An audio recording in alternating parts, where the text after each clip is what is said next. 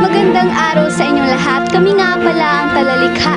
Ngayong araw, ating alamin ang tungkol sa magkaibigan na inaalam nila ang tungkol kay General Luciano San Miguel at Apolinario Mabini. Kaya tara na!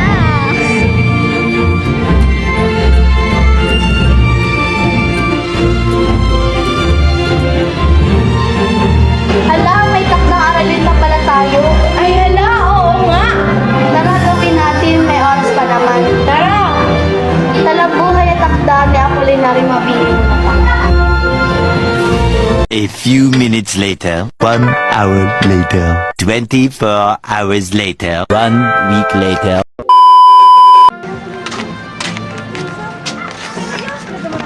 Ang hirap ng takdang aralin natin. Oo nga, hindi ko nga alam kung anong talambuhay ni Apolinario Mabini. Panoorin natin ang Talalikha kung ano nga ba talaga ang talambuhay ni Mabini. Ano nga pala ang Talalikha? Isa itong grupo na inaalam ang aral ng kasaysayan. Kaya tara na, aralin na natin.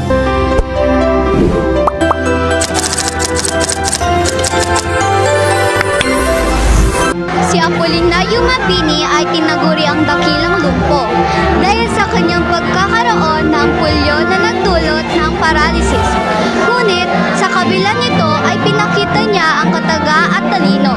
Tinawag din siyang utak ng himagsikan dahil siya ang naging tagapayo at hierostaff ng mga pinuno ng revolusyon, lalo na si Emilio Aguinaldo.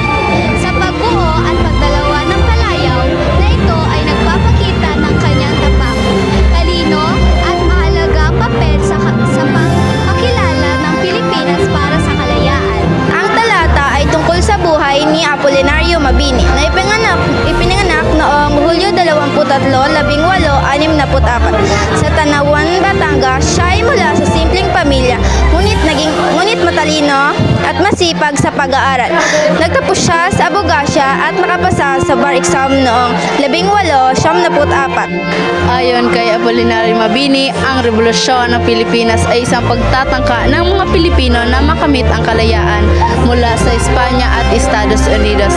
Ipinahayag niya ang kanyang mga ideya at pananaw tungkol sa revolusyon sa kanyang mga akda tulad ng La Republika Pilipina.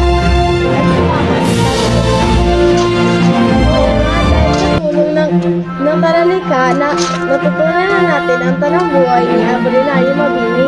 Oo nga. Saan tayo sa takdang aralin? Ay oo nga, sino nga pala yung isa sa naging general? Si General Luciano San Miguel. Kaya tara, ganyan tayo ulit sa Talalikha.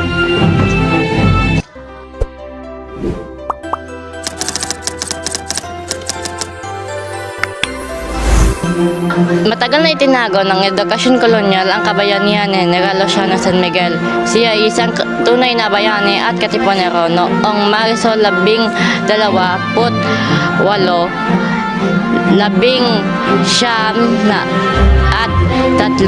namatay siya kasama ang 100 na tawan sa koral na bato sa Antipolo, Rizal.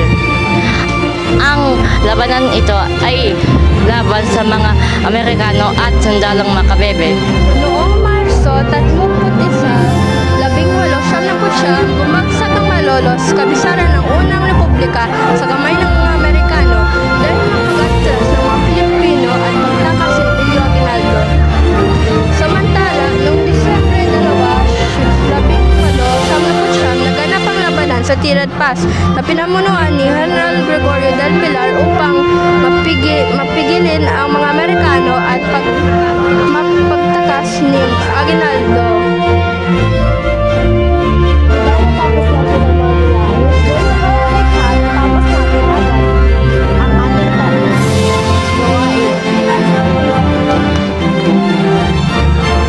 At doon na nagtatapos ang paghahanap ni Anika at Hazeliana sa dalawa na si Apolinario Mabini at General Luciano San Miguel.